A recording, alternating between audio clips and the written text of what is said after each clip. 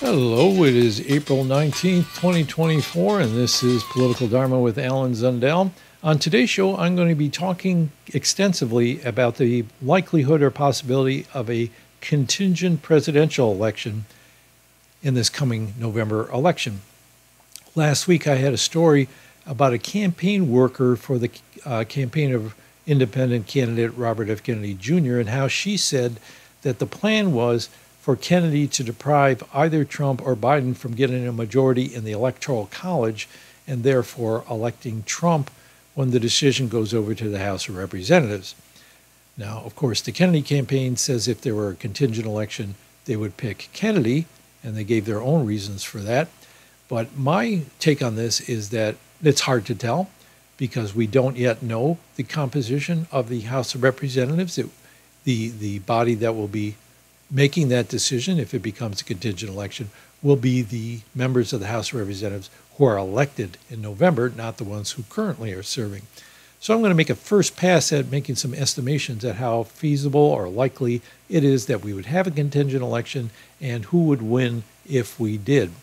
But before I do that, I want to have a few quick, brief updates on ballot access, starting with Robert F. Kennedy Jr., and he did an unusual thing this last Saturday in Iowa.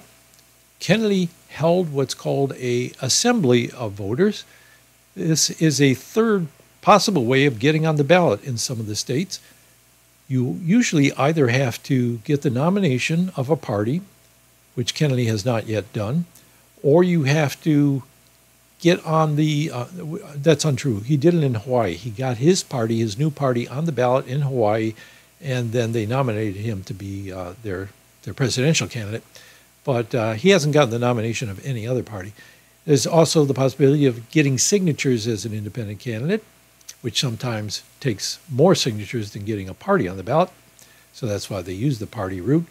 Or in some states, you can hold a citizens' assembly where voters meet all in the same place at the same time. They hold a regular type of convention with the chairman and everything, and then they all vote on putting a candidate on the ballot for the presidency. And in Iowa, that's exactly what Kennedy did. Last Saturday, they held this type of assembly, and they needed 500 voters to show up and sign forms for Kennedy. They got over 600 people. So it looks like Kennedy should be on the ballot in Iowa as well, which would make altogether 12 states that he has met the requirements for getting on the ballot. Now, of course, there are challenges to in various states to his signatures or his party or whatnot. In fact, in Hawaii, just a couple of weeks ago, the Democratic Party challenged the legitimacy of the We the People Party, which is Kennedy's party, his new party, that they were able to get enough signatures for. And they challenged it on the basis that some of the officers of the new We the People Party were actually registered Democrats. It's going to court now that the two officers deny that they're Democrats, and I'm not sure how that's going to come out, but the real aim here among the Democrats is simply to tie the Kennedy campaign up with lawsuits as they try to get on the ballot, to challenge it wherever they can. They're doing this especially with the American Values 2024 Super PAC, which collected signatures in 4 states to try to get Kennedy on the ballot. They're challenging those as well. So it's hard to tell yet if Kennedy is going to be on the ballot in all those 12 states, but he's gotten the signatures he needs in one way or another, so maybe he would be on those 12 states, assuming that he can get through all these legal hurdles. Kennedy also mentioned at the Iowa State Convention, when they asked him, ABC News had a story. They were at that Iowa Assembly, and they asked Kennedy if he was pursuing the nomination of the Libertarian Party, which we had talked about on this show as well in previous episodes, and Kennedy said he was not. The quote that he gave to ABC News, let me put that up there. If you see the middle paragraph, if you're watching this on the video version, Kennedy said, quote, "We're not going to have any problems getting on the ballot ourselves, so we won't be running Libertarian," end quote. Now that means that Kennedy thinks that using these different methods of getting on the ballot, he has a good chance of getting on the ballot without needing the assistance of the Libertarian Party, so he's not even going to pursue it. Libertarian Party wasn't clear if they wanted Kennedy, although there are some commonalities between his platform and libertarian values. His new running mate, Nicole Shanahan, his vice presidential pick, sounds a lot more like a liberal Democrat. The only area where I see some possible overlap with libertarians is in a distrust of vaccine mandates, and libertarians are all about freedom from government control. So there may be some there, but I think Shanahan may have made it even more difficult for Kennedy to become that party's nominee. Anyway, he's saying he doesn't need it anymore, and they're very enthusiastic about trying to use the assembly route in other states where it's allowed. I'm not sure which states that would include, but I do know here in Oregon, where I live, we have that on the books, that you can have a citizens' assembly. Rather than 500 citizens, you need more. You need 1,000. But I've already heard from somebody connected with the Kennedy campaign or involved in the Kennedy campaign here that they've already set a date. And I know some of my viewers are interested in Kennedy and our residents, voters in Oregon. The date will be June 8th that they'll hold an assembly here in Oregon to try to get on Kennedy on the ballot in that way. So where are we at now? Let's say, okay, one more thing on the Kennedys' pursuit of ballot access, which is that in Michigan, the Natural Law Party, another one of these very small minor parties, is the first existing minor party to nominate Kennedy to the ballot. So he's guaranteed to be on the ballot there because the Natural Law Party already has ballot access secured. The American Values 2024 PAC got enough signatures to get him on the ballot as an independent, but as I said, they've been challenged as to whether those signatures are valid for other reasons than in Hawaii. This had to do with a super PAC not being able to coordinate with a candidate and whether this was some kind of in-kind donation. So anyway, the Democrats are pressing them wherever they can, but here we have at least two states, Utah and this one, and probably Iowa, where Kennedy is sure to be on the ballot. Otherwise, he has enough signatures to get on the ballot in about 12 states altogether, as long as they're able to get through all these legal hurdles. The Natural Law Party came out of the Transcendental Meditation movement, and Michigan is the only place where the party still has a ballot line. But what they often do is just select an independent candidate and allow them to present whatever their platform is. They don't have real stringent requirements to follow the Natural Law Party's platform, which is why they chose Kennedy, I think, because he's a pretty well-known name, and if they get enough votes there, it'll help keep their party on the ballot. So turning to Cornel West, the Unity Party of Colorado last weekend nominated Cornel West and his vice presidential candidate, Melina Abdullah, to be their candidates for the presidency. That makes 5 for Cornel West, 5 states that he'll be on the ballot in, and he's much more secure in those because he's already been certified in Utah, and he's been nominated by minor parties in all those other states, such as Oregon's Progressive Party and Alaska's Aurora Party, and there's another one, I think, in one of the Carolinas, and Alaska. I think I already said Alaska. Anyway, he's on the ballot in 5 states. He's much more secure in that than Kennedy was. So what about Joe Biden? How's he doing? Let me switch back to you seeing my face, whether you really want to or not. Here the problem is that the Democrats decided they were going to hold their national nominating convention in later August, August 19th through the 22nd. But some states have laws in the book saying that to get on the ballot in November in their state, you have to be certified by 90 days before the election, which would be August 7th. That's before the convention.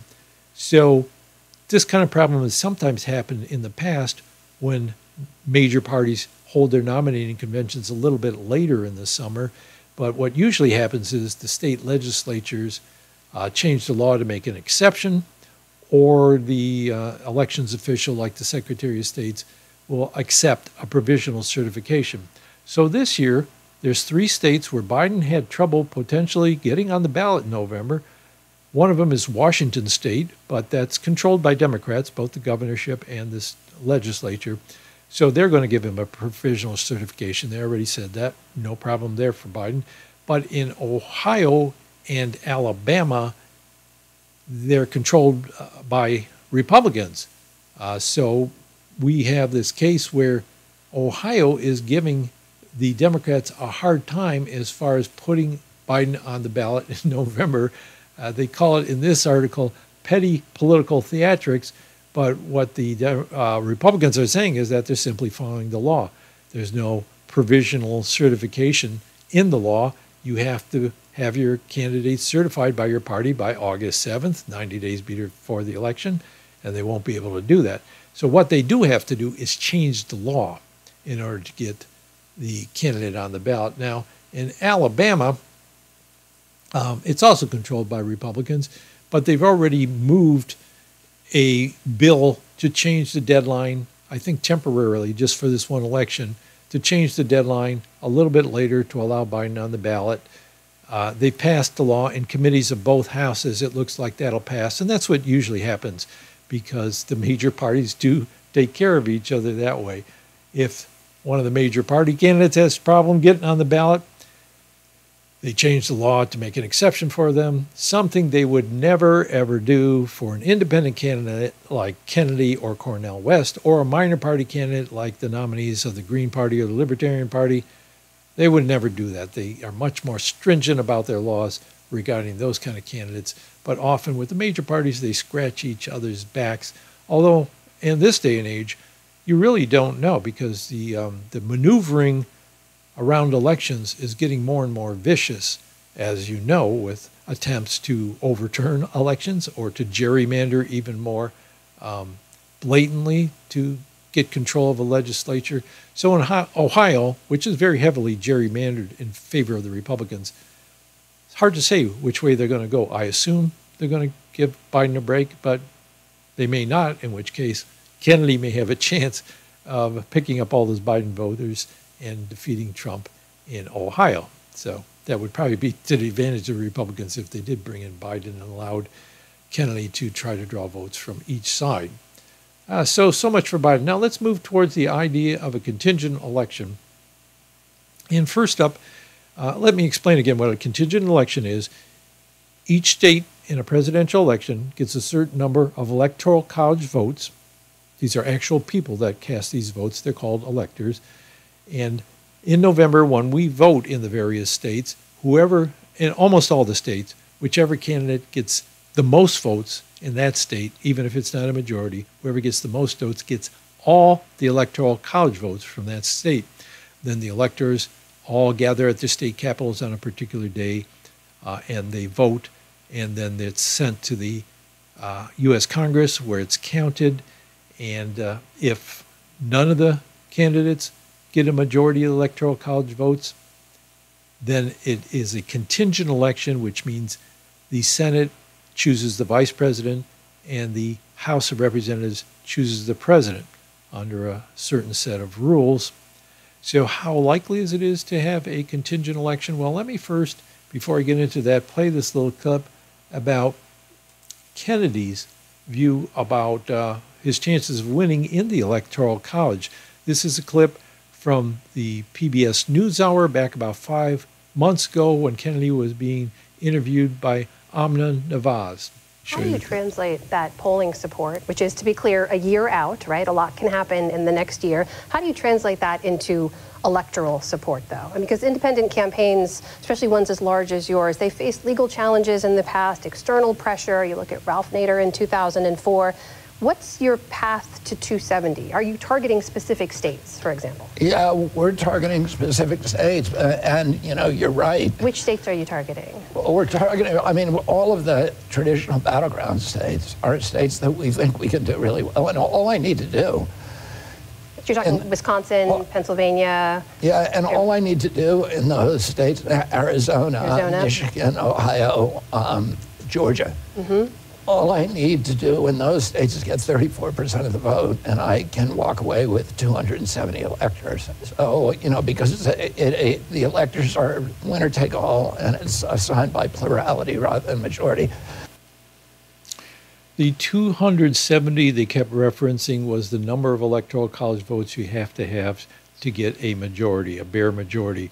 Overall, there's 535 electoral votes, so half of that is 269.5, which means 270 is slightly above half of the electoral college votes, and that's what you need to win.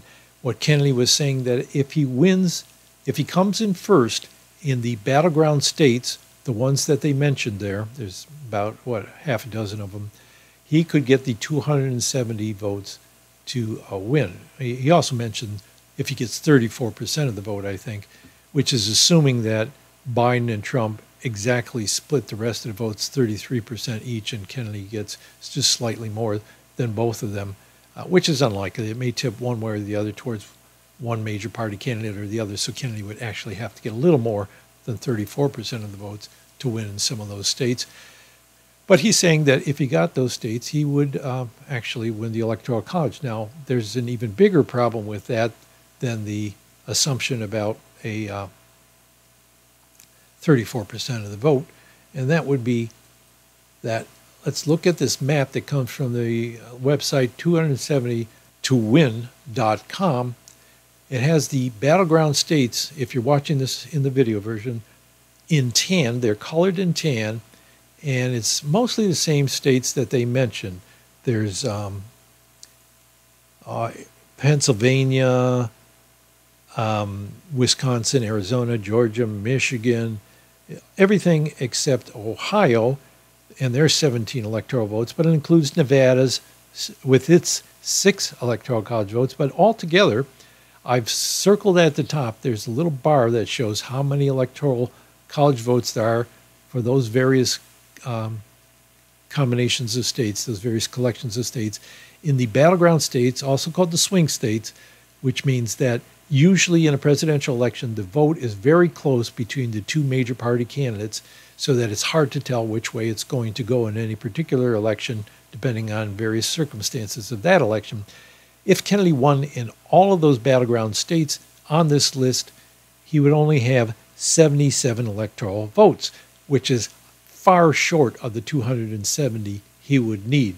Now, suppose we include then what they call leaning states, which means that some of the states that tend to elect the president from one party or the other, but you know, the margin between the two candidates is a little bit narrower than in others, so it could easily go the other way if there was, say, a strong movement of voters towards the other party.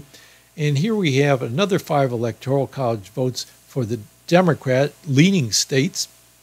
And what does that say? About 17, hard for me to read, for the Republican leaning votes.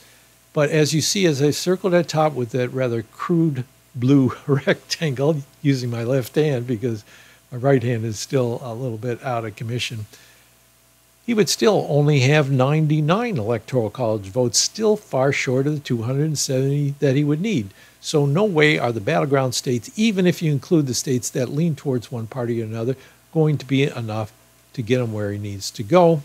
So let's include more states. This is the states, really it's all the states now, what they call the likely states, likely to vote one way or the other, are included now. It just excludes what are called the safe states, where the margin of difference between the parties is so large in favor of one party or the other that you can reliably predict it's going to go for that party's candidate. If you include all the states except the safe states, you still only get to 226 electoral college votes, still short of the 270 that you would need. So it doesn't seem very likely that Kennedy can come in first in all those states, and therefore he's, in my mind, and I don't want to discourage anybody, but I don't think he has that big of a chance of winning in the Electoral College, getting a majority of the votes in the Electoral College. But he does have a chance of winning in a contingent election. So contingent election, again, is that if he wins enough states with their electoral votes that no one would have a majority of the electoral votes, and the decision would go over to the U.S. House of Representatives. So if Kennedy did come in first in at least one of those battleground states, and the vote was very close, if the electoral vote between Trump and Biden was very close, Kennedy might just take away enough electoral votes to deprive either of them of a majority.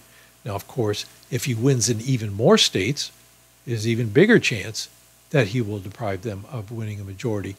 And in fact, I think he has even though I think his best chance is in the swing states, the battleground states in general, because neither of the major party candidates has an advantage over the other. He's even more likely to have a good chance in the states that are now going to use ranked choice voting in the presidential election. That would be Maine and Alaska. Each of them are going to use ranked choice voting for the presidential election in November, which means if Kennedy can just get in second place, beating out either Trump or Biden, he would probably win the Electoral College votes in that state, because in the next to last round of ranked choice voting, where you have 3 candidates left, if Kennedy was in second place, then either Trump or Biden would be eliminated, and all of those voters who voted for whichever candidate was eliminated, their second choice would likely to be Kennedy. That is, if Trump is eliminated, his second choice votes are more likely to be Kennedy than Biden, so those votes would go to Kennedy. And if Biden is eliminated, their second choice of those voters is more likely to be Kennedy than Trump, so those Biden voters' votes would then go to Kennedy, and Kennedy would beat Trump. So in those states with ranked choice voting, the 2 states, as long as Kennedy could come in even just second, not even first, he's probably going to win. If he gets the second most first choice votes, he'll probably beat out the other candidate in the final round. So I think it's feasible that he could deprive the major party candidates, given that the electoral vote is fairly close between Trump and Biden, and Kennedy either wins in one or more states and or wins in the ranked choice voting states, comes in second there, and then wins that way. There's a good chance that this will be thrown to the House of Representatives. Let's look at another clip, this time Kennedy talking about a contingent election and what he expects to happen. This was about 3 months ago on News Nation. You can find it on YouTube, just like you can find the PBS clip on YouTube, talking to Dan Abram. You've made it clear that, your goal is certainly not to help Donald Trump. You've said that you think you actually hurt Donald Trump more than help him. But if you were to take enough electoral college votes and neither Trump or Biden got the necessary number, then you are kind of giving the election to Donald Trump, no? We don't think so, Dan. If no candidate gets 270 votes, it goes to a contingent election. In the contingent election, the Senate chooses the vice president and the House chooses the president. But according to the rules of the 12th Amendment, each state gets 1 vote. Right. And the congressional delegation has to agree on it. And if you actually look at the composition of the congressional delegations, there's no way that they'll be able to agree on it. The Republicans have a 9-state advantage. So if you just said, okay, that states get to vote red or blue, but there's a lot of delegations that are split, like, for example, Minnesota. And the Democrats are never going to vote for Trump, and the Republicans are never going to vote for Biden. They'll lose their careers. So we think it's going to end up with a compromise candidate, and we think that that's going to be me. Oh, that's interesting. If that happens. Okay. So what he's saying there is, in a contingent election, none of the Democrats in the U.S. House will vote for Trump, and none of the Republicans will vote for Biden. Therefore, there will be a stalemate, and they would turn to Kennedy as a compromise candidate. Now, that depends on the idea that there would be a stalemate, that there's equal numbers on each side for the 2 major parties. Now, remember, in a contingent election, each state delegation in the U.S. House gets one vote as a body. That is, Michigan congressional delegation gets one vote, Nevada's congressional delegation in the U.S. House gets one vote, but it does not have to be a unanimous vote. So as long as, say, in Michigan, you've got 7 Democrats and 6 Republicans, and they each vote for their party candidate, the vote of Michigan would go to the Republican because they would have 7-6, right? So as long as in a particular state there is more congressional members from that state who belong to the same party than the other party, they're going to get the vote. That candidate of that party is going to get the vote from that state. So what I did is I looked at the current composition of the U.S. House to determine which states had which party as the majority in their delegation to the U.S. House. So I hope that was clear. I'm trying to determine how the various states would vote in a contingent presidential election if the composition of the House was the same as it is right now. So let's take a look at what I found when I did that. So if we have the same composition in the U.S. Congress that we have right now, and we have each state getting one vote, we have 26 out of the 50 states having a Republican majority and 22 of the 50 states having a Democratic majority. Now, the Republicans, therefore, have a majority of the states voting for the Republican, presumably, and I can't see why, a single Republican, let alone a bunch of them, would not vote for the Republican candidate and vote for Kennedy instead, or vote for the Democrat, or just sit out, unless there was a significant amount of pressure to do that, because the pressure would be more on the other side. They would be, if their vote could make the change in who became president, there would be a lot of pressure for them to stick with the party. So in the current Congress, we have states with a Republican majority outnumbering and having a majority over the states with the Democratic majority. There are 2 states that have an equal number of members in the House from both the Republican Party and the Democratic Party, and that's Minnesota and North Carolina. And they might have a stalemate in those particular states, but that would not affect the outcome because the Republicans already have a majority of the votes for that. All right, so you would have Donald Trump as the president. Now, that 26 is just barely in the majority.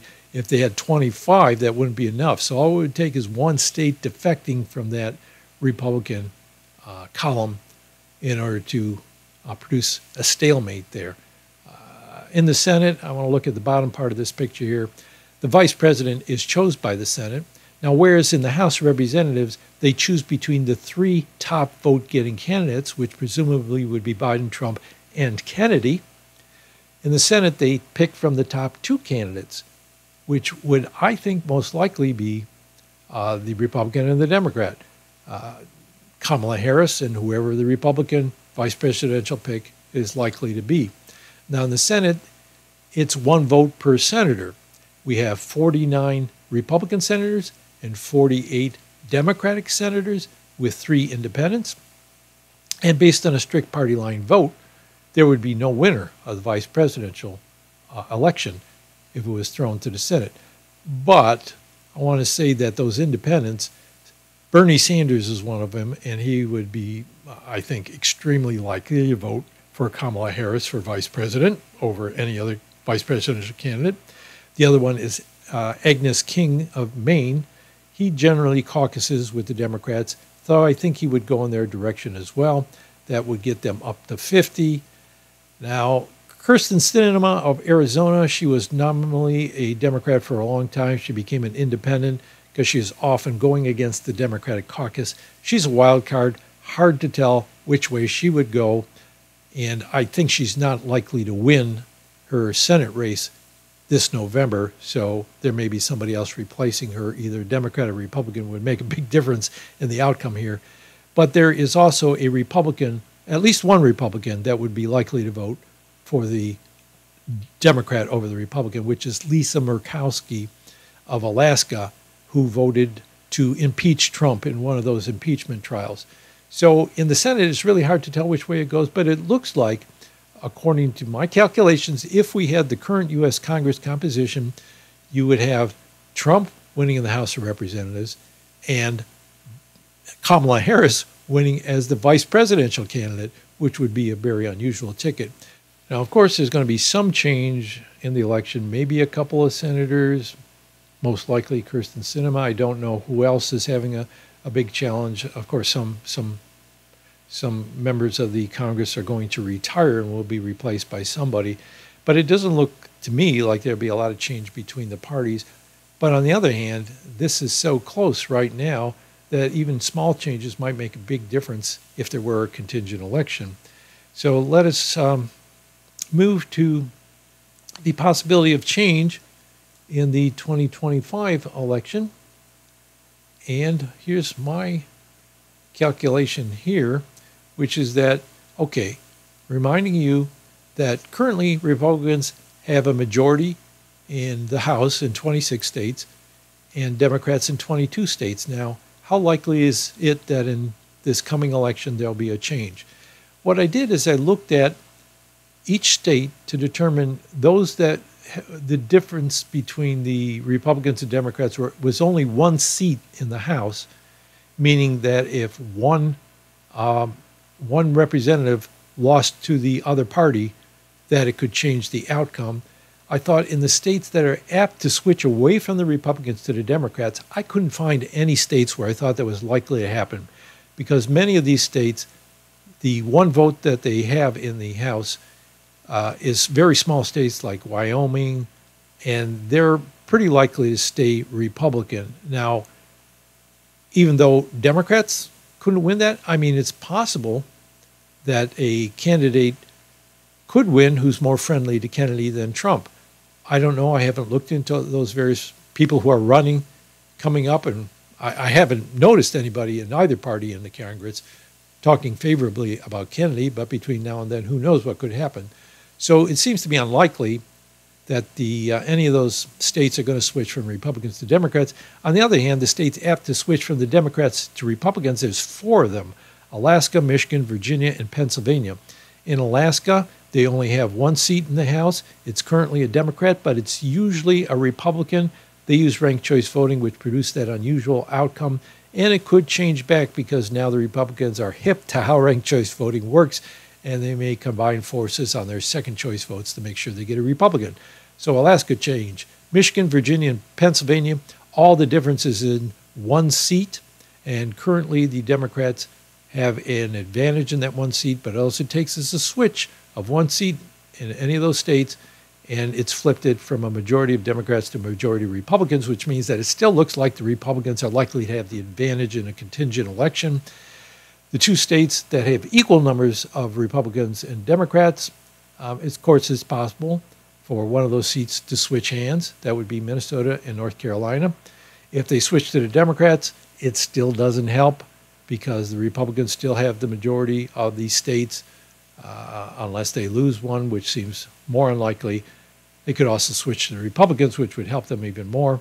And the states that are apt to switch from Republicans to an equal number of votes, I could find only one that I thought had any possibility, and that was Kansas, because all the rest seemed pretty firmly in the Republican column. I didn't think there would be much chance of it going over to a split vote. Now, all that could be different if there's a strong wave towards the Democrats. There could be more seats won than one would expect in an ordinary election, and therefore they could get the majority of the states in their column in a contingent election, and Biden could win. So it's hard to tell. It really depends on the dynamics of the election overall, and we're kind of far right now from knowing what that's going to be. I haven't looked at it very closely. As we move closer towards the election, I'm going to go through this exercise again and see how it's going, to see if I'll change my mind on any of this.